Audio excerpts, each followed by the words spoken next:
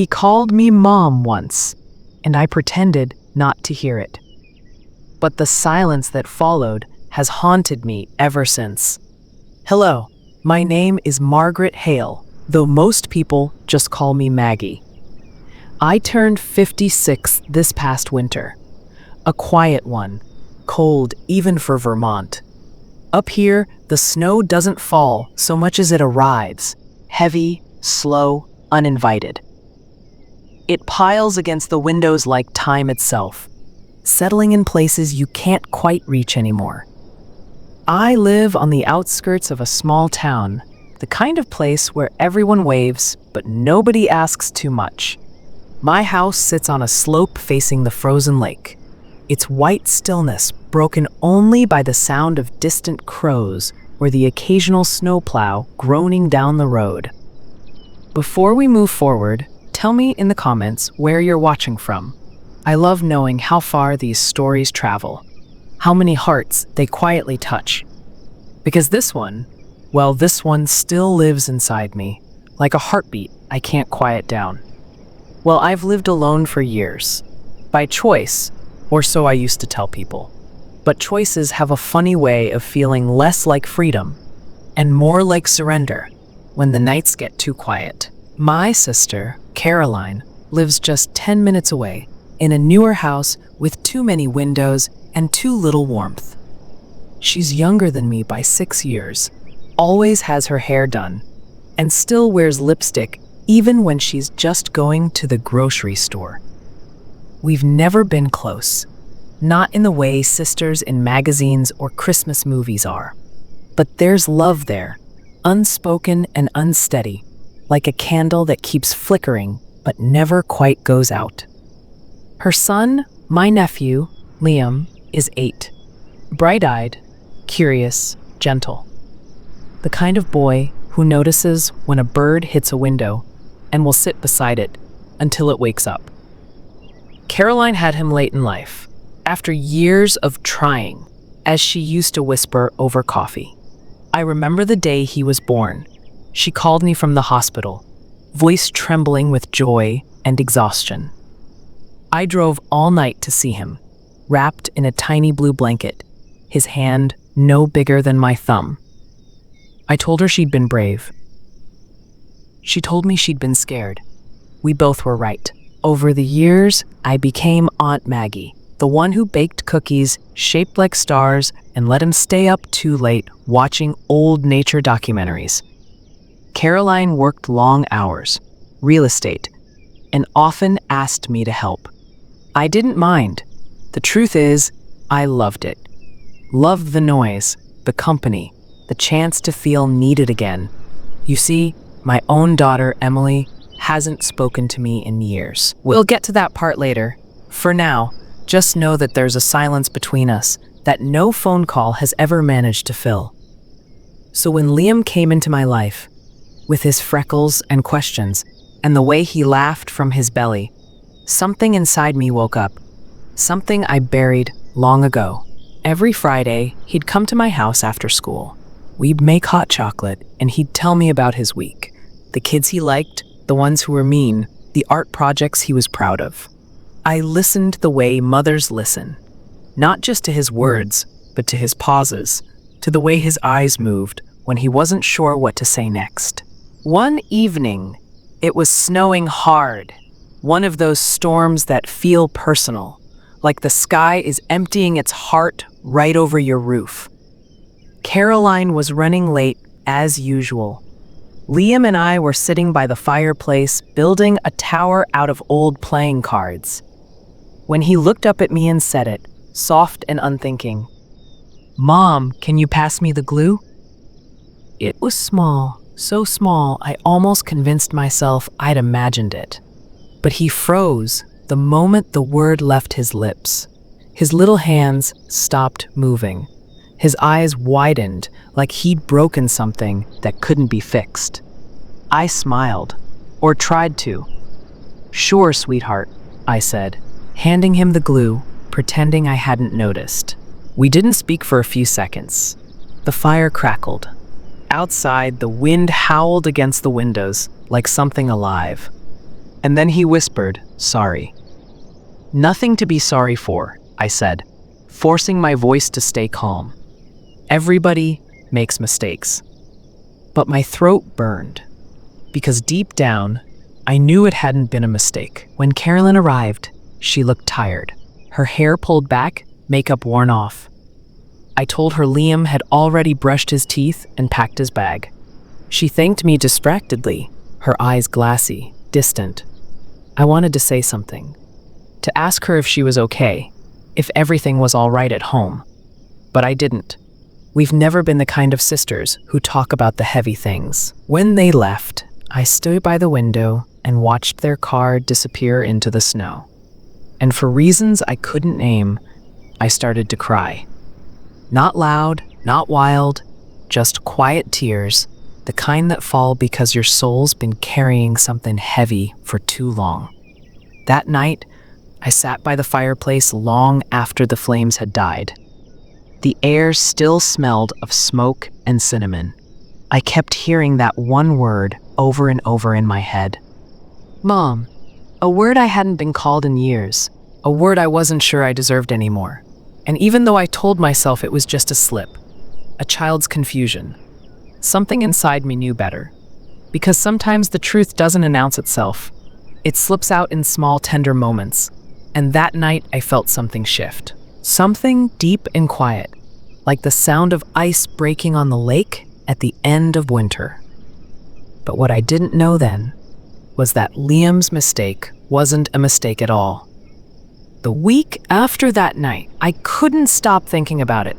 The word, the tone in his voice, the guilt in his eyes. It followed me around like a song I didn't want to hear but couldn't turn off. I told myself to forget it, that kids mix things up all the time, that you can't reason with your own heart, can you? It remembers everything, the things you've lost, the people you failed, the parts of yourself you never got back. When I was younger, I thought motherhood was something that came naturally, like breathing or loving. But after losing my husband, I learned it's more like learning to walk again after a fall. Every step hurts, and there's no guarantee you'll ever move the same way again. His name was Tom. We met when I was 23, married by 25, parents by 28. He had this steady kindness that made everyone feel safe. When Emily was born, he'd hold her for hours, just tracing her tiny fingers like they were miracles. And they were. She was. But miracles can vanish too soon. Tom died when Emily was 15. A heart attack, sudden and brutal. One moment he was fixing the back porch light. The next, he was gone. No warning. No goodbye. The day of his funeral, Emily didn't cry. Not once. She just sat in the pew, hands folded, staring at the floor. People kept telling me how strong she was. They didn't see the way she started avoiding home after that. The way she shut her bedroom door and never opened it again.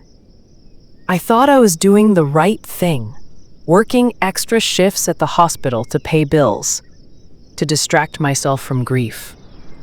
But what I didn't realize then was that every hour I spent saving someone else was an hour I lost saving her. She left home at 18. We argued that morning. I don't even remember about what. Probably something small, like dishes or curfew or the way I hovered. But it ended with her shouting, "You care more about strangers than you ever cared about me." I never got the chance to prove her wrong. She hung up on me 6 years ago. I've sent cards on birthdays and Christmases. Never a reply. Just silence.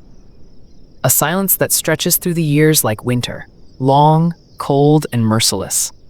So yes, when Liam called me mom, it hurt. But not because it was wrong. It hurt because it was true. In some quiet, aching way, he'd started to cling more, asking to stay longer, drawing pictures of us baking or fishing by the lake. Caroline said it was just a phase, that kids get attached easily. But I noticed things, little cracks. The way Liam flinched when she raised her voice, The way he said sorry too quickly, too often. The way his laughter stopped the moment she entered her room. I told myself it wasn't my place to question her parenting. But I've learned, silence doesn't protect anyone. It just delays the pain. One afternoon, while Caroline was late again, Liam asked if I'd ever had a little boy. I told him no, just one girl. "Where is she?" he asked. I hesitated. "Far away," I said. He thought about that for a moment, then whispered, "Did she stop loving you?" I swear, I almost broke right there. I smiled, but my eyes stung. "No," I said softly. "She just forgot how to talk to me for a while." He nodded, as if he understood something even adults rarely do, that love doesn't disappear. It just gets buried under years of hurt. Later that night, when I closed my eyes, I could still hear his question. Did she stop loving you? And somewhere deep inside me, a new question began to grow. If my daughter ever asked Liam about me, what would he say? The day that changed everything didn't begin with anything remarkable. It was just an ordinary Thursday, the kind where the snow had melted enough to leave muddy tracks on the porch and the air smelled faintly of thawed pine. I was making grilled cheese for lunch, and Liam was sitting at the kitchen table, his elbows propped up, drawing something with fierce concentration. He had that tongue-out look children get when they're lost in creation. Every now and then he'd glance up at me, as though to make sure I was still there. "Can you pass me the scissors, Mom?" It was so casual, so soft, that for a second I didn't even process it. The word floated in the air between us, light and fragile, and then it hit me like a stone thrown into still water. I froze. The butter hissed on the pan. The clock ticked. He realized it instantly. His little shoulders stiffened. His face went pale. I mean Aunt Maggie," he stammered. "Sorry, I wanted to say it didn't matter. I wanted to scoop him up and tell him it was okay. That words like that slip out when the heart is tired." But something inside me splintered. I smiled instead, because that's what adults do when they don't know how to react. "It's all right, sweetheart," I said softly. "You hungry?" He nodded, eyes cast down. For the rest of lunch, he was quiet. He didn't hum to himself like usual, didn't tell me about school or his drawings. And when I dropped him off later that day, he clung to me just a little too long at the door. Caroline noticed. "What's going on?" she asked, trying to sound casual, but her tone had that sharpness mothers use when they're scared something's being hidden. "Nothing," I said quickly. "He's just tired." She looked at Liam, who stood behind me, his hand half hidden in the sleeve of my coat. Her eyes softened, but there was something else there. A flicker of guilt, maybe even fear. That night I couldn't sleep. The house felt louder than usual, pipes groaning, wind scraping against the windows. I lay there, staring at the ceiling, thinking about the way he'd said it. Not the word itself, but the tone. There was need in it, a kind of quiet desperation only a child can hold. I told myself it was an accident. I told myself I was overthinking. But deep down, I knew there's no such thing as a casual mom. The next few days, I started noticing small things I'd missed before. When Caroline dropped him off, she barely looked me in the eye. She always seemed rushed, distracted. Her hugs to Liam were quick, perfunctory. The kind of affection given out of habit, not warmth. Once, when she came early to pick him up, she stood in the doorway, watching him laugh as we built a blanket fort. She didn't smile. She just stared, a long, hollow stare, before saying, "Come on, Liam, we've got to go." After they left, the house felt colder. On Sunday, I went to church for the first time in months, not out of devotion, more out of instinct. I sat in the back pew, surrounded by the smell of old wood and candle wax. The pastor was talking about forgiveness, about how sometimes God sends us reminders of what we've buried too deep. I don't remember the exact words, but one line stuck with me. We don't lose love. We just stop recognizing it when it comes to us in a different form. I thought of Liam, of Emily, of the space between them and me. That afternoon, Caroline called. Her voice was tight, brittle. "Can I come over?" When she arrived, she didn't take off her coat. She looked pale, exhausted, the kind of exhaustion that seeps into your bones. "Maggie," she started, voice trembling. "Did Liam say anything weird to you? About me?" "No," I said slowly. "Why?" She hesitated. "He's been quiet lately, withdrawn. His teacher called. Said he's been writing about you in his journals, about wishing he lived here." Her voice cracked. "He called you Mom, didn't he?" I didn't answer. I didn't need to. The silence said enough. She let out a shaky breath. I thought so. I wanted to comfort her, but before I could speak, she whispered something that chilled me. "I think I know why." She looked away, blinking fast. "It's not you, it's me. I've been distant. Ever since he was born. I tried, Maggie. God knows I tried. But sometimes it feels like I'm looking at him through a window I can't open." There it was, the crack in the facade, the quiet confession no one ever expects from a mother. She wiped her face with trembling hands. "You've always been the one he runs to." I thought that was good. I thought, at least he has you. But now, her voice trailed off. I reached for her hand, and she didn't pull away. "Caroline," I said quietly, "whatever this is, we can help him, together." But as I said it, I realized I wasn't just talking about her. I was talking about myself, too. About the guilt I carried for Emily. About all the years I'd spent behind my own window, too scared to open it. That night, after she left, I went into the guest room, Liam's room, when he stayed over. His toys were scattered on the floor, a half-finished drawing still taped to the wall. It was a picture of 3 people, me, him, and Caroline, holding hands. But the lines were shaky. Caroline's face had no smile, and I knew then, deep in my chest, that the word he'd used that day hadn't been a mistake. It was a cry for something missing, a word chosen not from confusion, but from longing. I sat on his bed until morning, listening to the house creak around me, wondering how many times love gets misnamed before we finally recognize it for what it is. The next week, the snow began to melt. You could hear it, the slow dripping from the gutters, the groan of thawing branches. But inside, everything felt heavier. Caroline stopped by more often, always with a practiced smile that didn't quite reach her eyes. Liam stayed quieter. His laughter, once bright and effortless, now sounded careful, as if he was waiting for permission to be happy. I didn't press.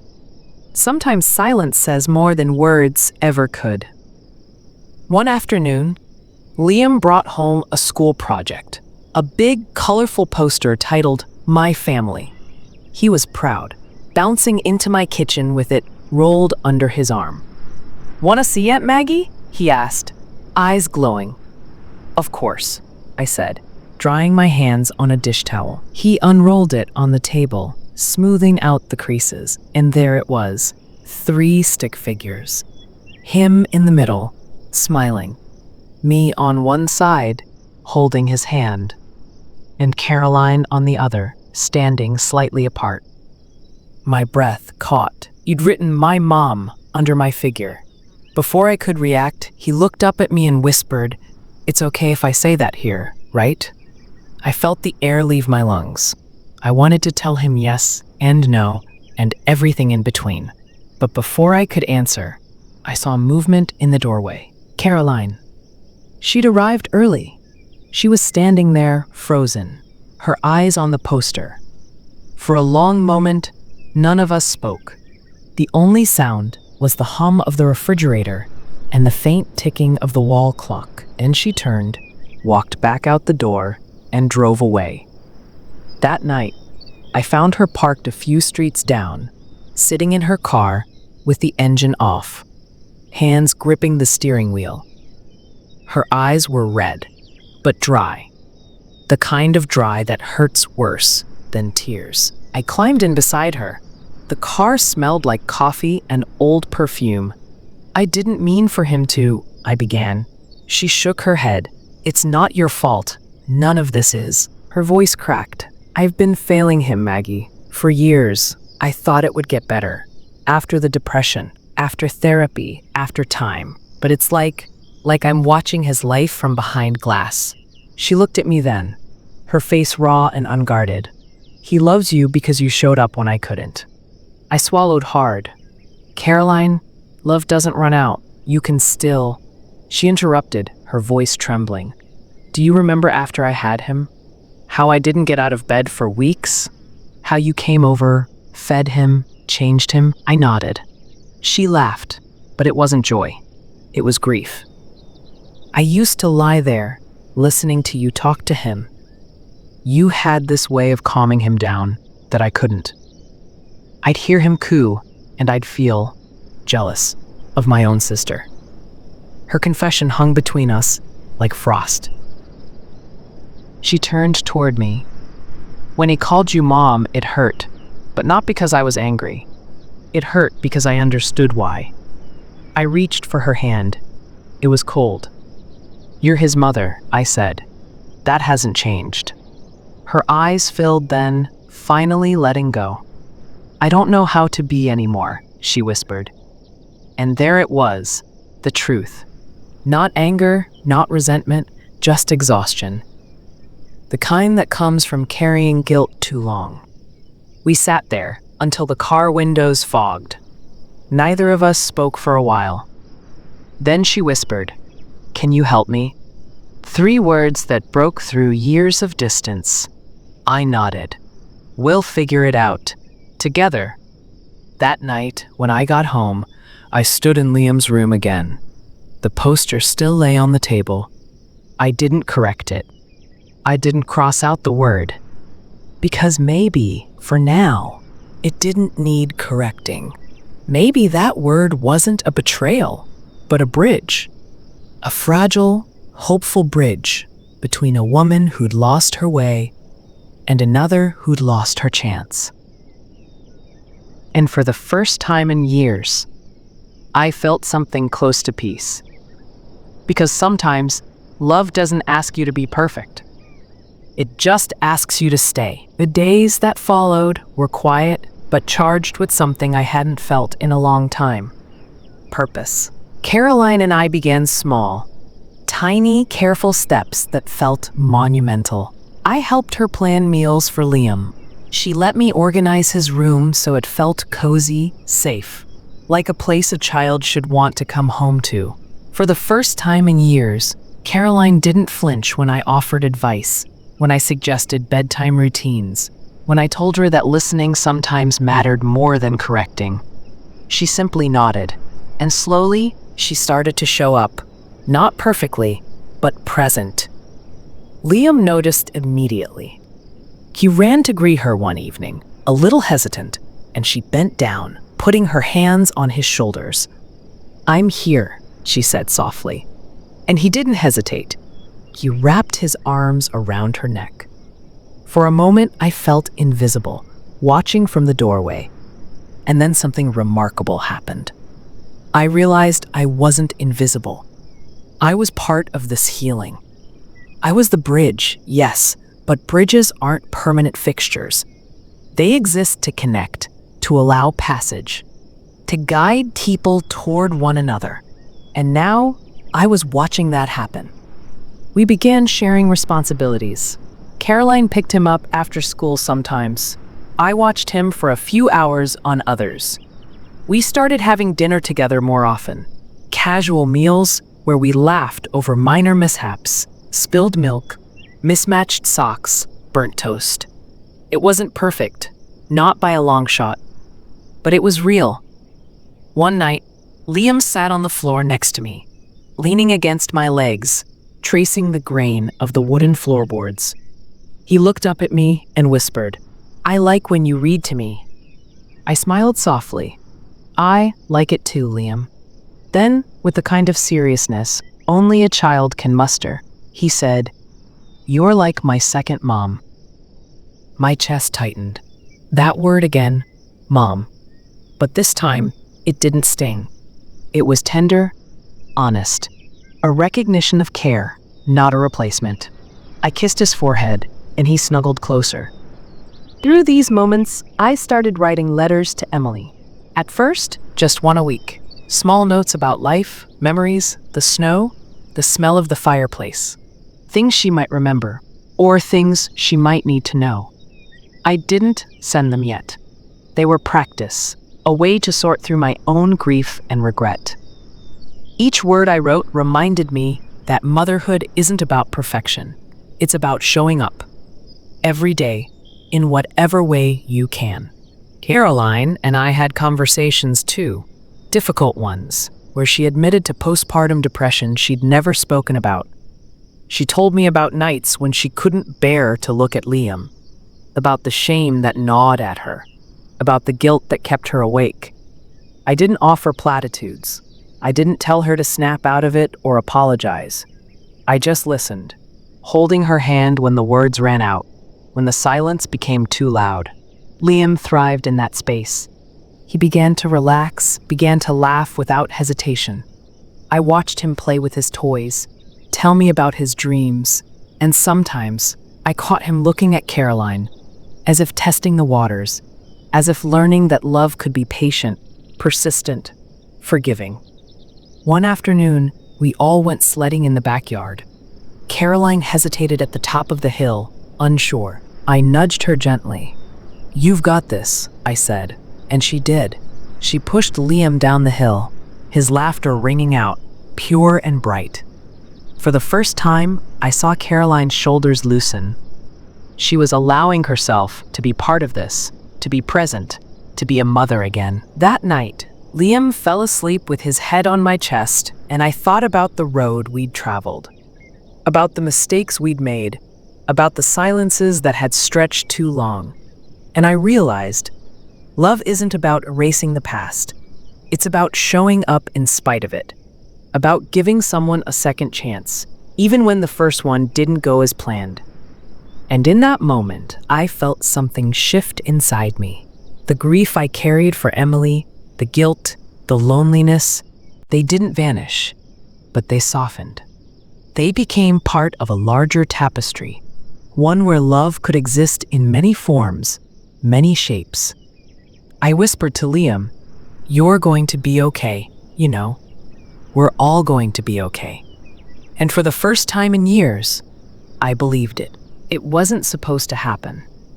Not yet. I had been writing letters to Emily for months, small notes about life, about Liam, about the quiet moments in Vermont that reminded me of her.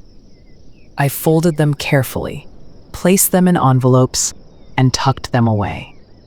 They were private, personal, safe. But one morning, in a moment of carelessness, one of those envelopes slipped off the table while I was tidying Liam's room.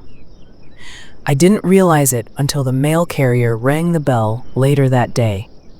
Caroline had dropped it off at my house the night before. A mix-up, she said, and it had somehow ended up in the stack going to Emily. I froze when I realized it. The envelope, addressed in my careful, looping handwriting, had made its way to her.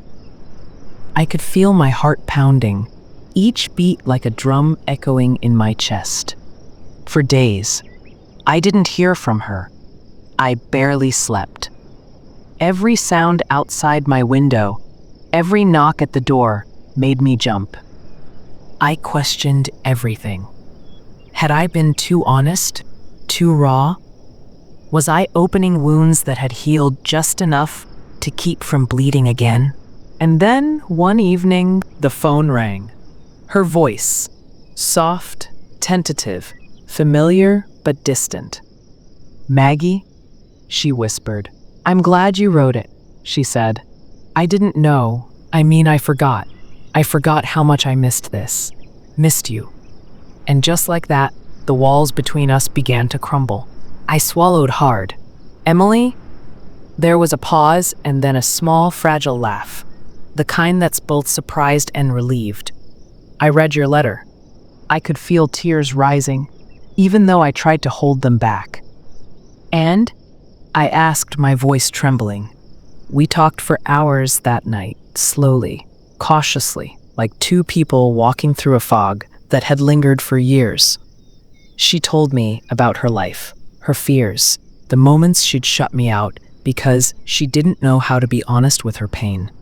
I told her about Liam, about Caroline, about the little triumphs of daily life that had slowly healed us all. It wasn't a complete repair. Not yet, but it was a beginning. The next weekend, I brought Liam over to her apartment for a short visit. Emily was nervous, I could tell, unsure of how to hold the boy who had grown in my care. But Liam, in his wisdom and innocence, ran straight to her, climbed into her lap, and whispered, "Hi, Mom." I didn't say a word. I just watched, my heart breaking and healing at the same time, because this was bigger than me, bigger than my longing. This was about them, the family, fractured but mending. That night, Emily stayed late. We cooked dinner together, awkward, laughter-filled, messy, and when she left, she hugged me tightly. "I'll call tomorrow," she said, and I knew she would. For the first time in years, I felt hope, real, tangible hope, the kind that makes you believe that love, even when delayed, doesn't disappear. It waits, patient, persistent. And Liam, my little nephew, had been the bridge. The word he'd spoken in innocence had pulled us all towards something we thought we'd lost forever. I keep the porch light on now, not because anyone is coming, not because I'm expecting miracles, but because it's a symbol, a reminder that love can always find its way back if we let it. That even when the world is cold, even when silence stretches for years, we can leave a little light on. For family, for forgiveness, for ourselves. Caroline has grown stronger. She smiles more often, laughs more freely, hugs Liam without hesitation. And Liam, well, he's thriving, as only a child can when he finally feels safe. Emily and I are still navigating our way back to each other, carefully, cautiously. But the letters, the conversations, the shared memories, they're weaving a new bond, fragile but real. I sit on the porch most nights, a cup of tea in my hands, listening to the quiet of the lake, watching the stars appear one by one. Sometimes, Liam runs out to wave at me, his cheeks red from the cold, Caroline beside him, both of them laughing. And I think about the word he said that day, the word that almost broke me. Mom. It didn't break me. Not really. It reminded me that love endures, that it bends but doesn't break, that it can hide in mistakes, in silences, in hearts too afraid to speak. But it never truly disappears. Sometimes life gives you a second chance. Sometimes it gives you a child's innocent word, a misplaced letter, a long-forgotten laugh to guide you home. And when it does, you answer. I look at that porch light glowing softly in the dark, and I know we all did. We answered, because that's what love is. Patient, persistent, and always, always finding its way back.